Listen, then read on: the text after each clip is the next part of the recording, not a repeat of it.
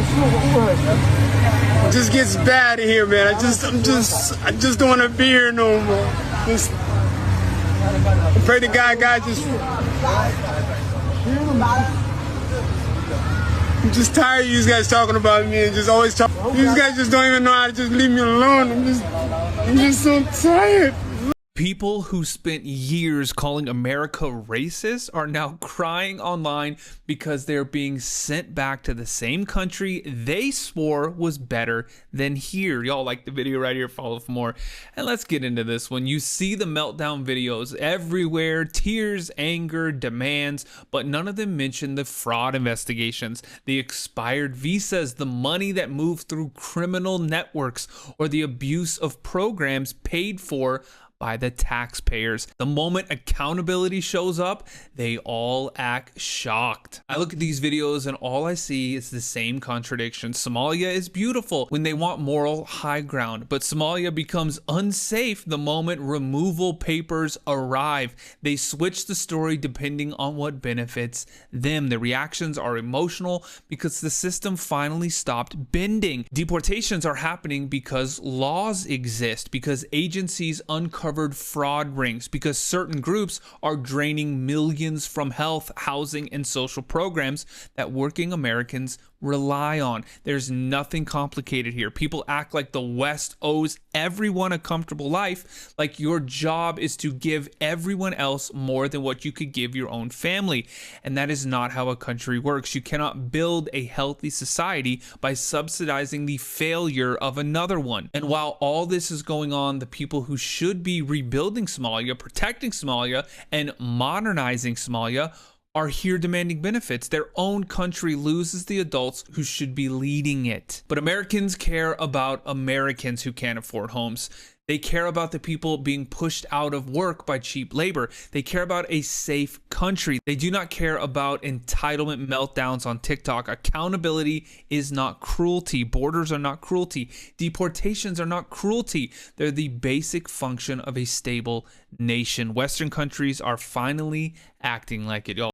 So immigrants that were deported are beginning to say they do not want to remain in their country. They want to come back to the United States. They'll be making videos of how uncomfortable they are in their place of country, and how they would prefer to be back to the United States. So we have a lot of videos which are going to play through while we watch, and then we'll come back and know what people think in the comments, what people's minds are, what people are really saying in the comment section. So please do not forget to like, subscribe, and drop your comments on this, because I really like to know what you think. Because right now it's crazy. It's really everywhere. People are posting these videos, and anyways, let me just let you watch. Let me let you watch and see things for yourself and hear things for yourself. Then we'll come back, read people's comments, and then we'll discuss this and know what you all think. Thank you. Let's watch. Trump is about to deport hundreds of Somali Americans right now. I'm gonna break it down for you. So on November 21st, Trump announced via Truth Social that he's terminating TPS for Somalis in Minnesota. And the reason he's doing this is because he has accused the Minnesota Somali community of fraud and money laundering. But as of now, he has offered no public verified proof of that. According to the congressional data, around 705 of them being Somali-born people in the US currently benefit from TPS. And the DHS actually extended and redesignated Somali's TPS status on July 22nd, 2024 into March 2026. Legal experts argue that Trump does not have legal authority to unilaterally revoke TPS designated by law, especially for a particular group in one state. Civil rights groups are calling that this is politically motivated and discriminatory, and courts are likely to step in. So let me know what you guys think in the comment section down below. Do you agree with Trump or do you disagree? Let me know in the comments down below. Check this out. Somalian deported back home, struggle to adjust. I'm gonna run this clip. I don't want to be here no more. I'm so tired of being here, this place. This is where I'm living.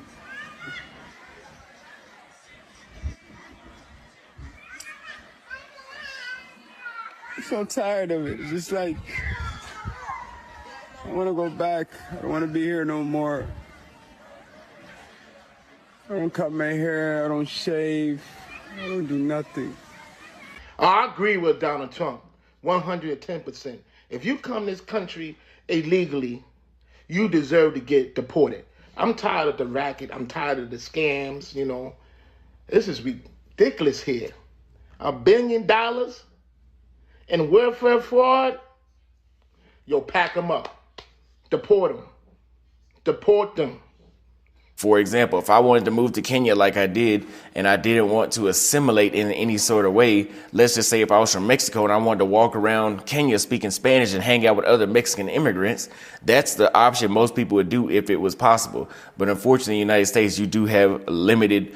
If you don't speak English in the United States, your business is going to be limited amongst your own community, which is a reason why I believe maybe that's one reason why they resorted to doing billions of dollars in fraud scams on the American taxpayer. Listen, that's this dude who got arrested by ICE. When we see this, we know this is somebody else.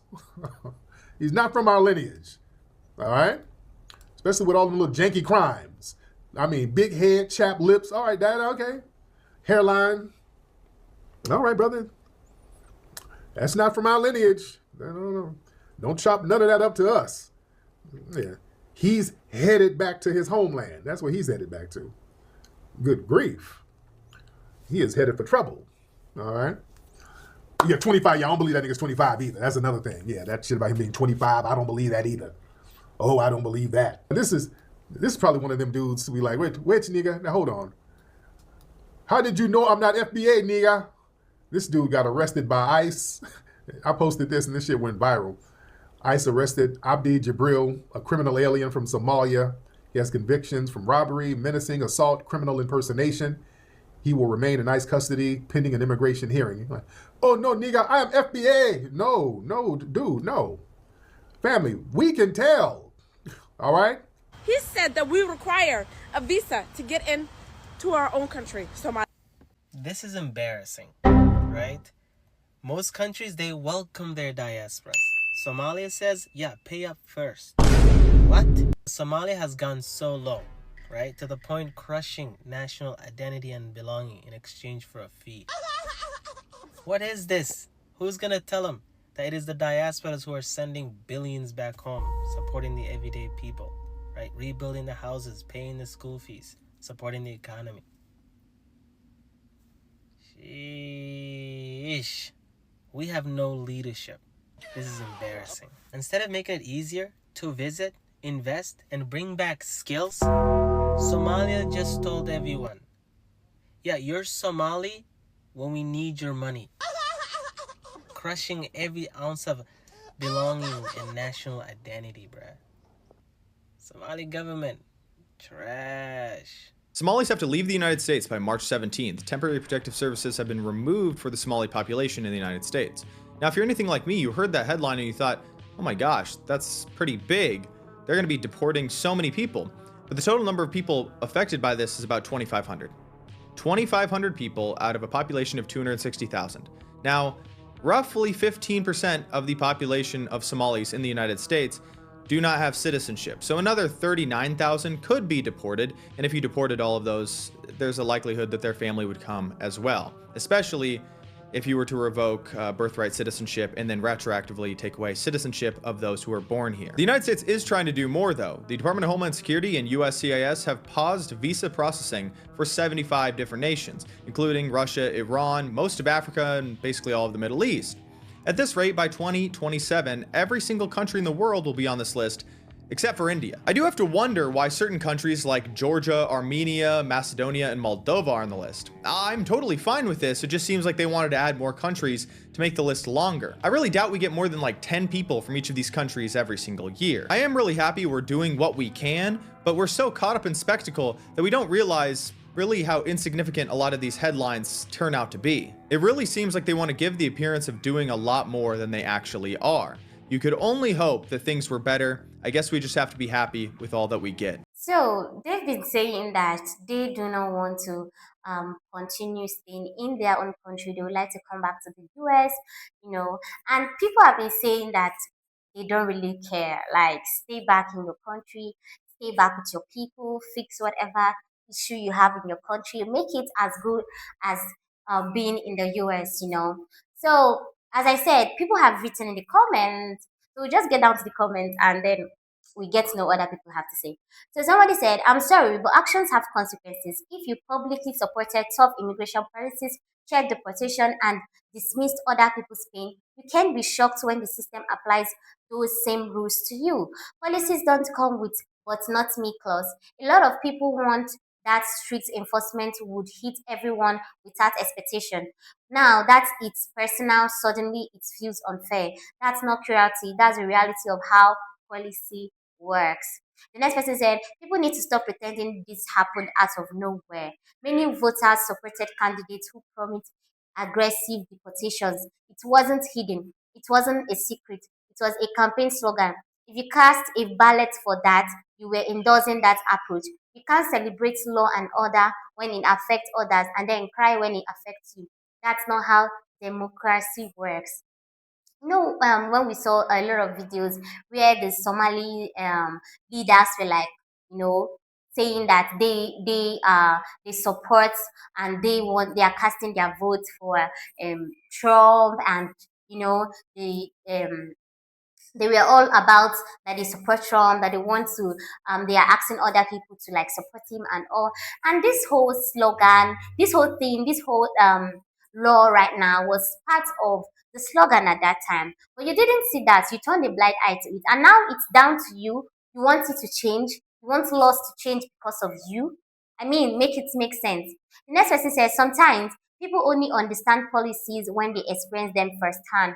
First years, some folks mocked others before deported and said, if you don't like it, you go back. Now that they are the ones going back, suddenly the tune changes. Maybe this is a painful lesson about empathy. Maybe next time people will think twice before supporting policies that hurt vulnerable communities. The next person said, let's be clear, deportation isn't about ethnicity, it's about immigration status and legal violations. If someone overstayed, committed crimes, or ignored court dates, they knew there was risk involved. Blaming everyone else after the fact doesn't change that. Personal choices matter. Governments enforce laws, sometimes harshly, and that risk has always existed. I mean, this is a government enforced law. You have to either accept it or, like everyone else says, go back to where you're coming from. So the other one said, I don't celebrate anyone's suffering. Being uprooted is painful, but I also don't think we should pretend this is random. Strict immigration enforcement has been debated for years. Some supported it strongly. Now the reality is here. This is why civic engagement matters. Election has real consequences for real people. Yeah, that's why you should decide on what you're doing and be sure of the person or the candidate you're supporting. Read between the lines. Be sure, get your findings right. Okay. The next person said, you can't spend years mocking others for being deported and then expect the internet to feel sorry when it happens to you. People remember the energy you put out. Social media never forgets. If you advocated for crackdowns, supported politicians promising removals, and dismissed concerns, then yes, you helped create the environment that led here.